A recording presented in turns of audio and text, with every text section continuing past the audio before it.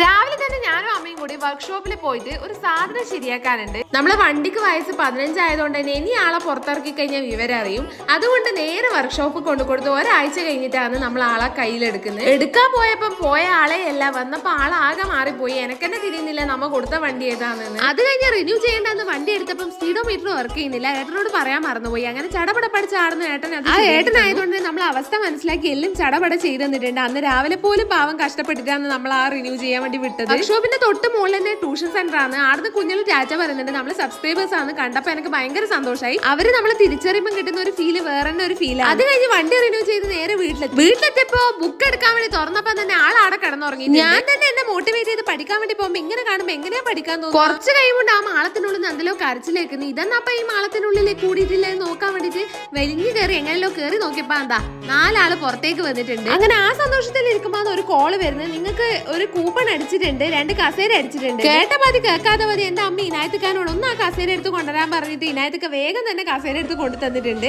എന്നാ അറിയില്ല, ജീവിതത്തിൽ ഇതുവരെ ഒരു കൂപ്പൺ അടിക്കാത്തോണ്ട് തന്നെ ഈ കൂപ്പൺ അടിച്ചപാട് തന്നെ വല്ലാത്തൊരു സന്തോഷം. അങ്ങനെ പ്രൈസ് ഇനായത്തൊക്കെ എനിക്ക് കൈമാറി. ഞാൻ അച്ഛനും അമ്മാമ്മനെയും കൊണ്ട് അത് ഉദ്ഘാടനം ചെയ്യിച്ചു. ഇന്ന് എന്തുകൊണ്ടും വളരെ സർപ്രൈസിംഗ് ആയിട്ടുള്ള ഒരു ദിവസമായിരുന്നു. എല്ലാം നല്ലതായിട്ട് നടന്നു.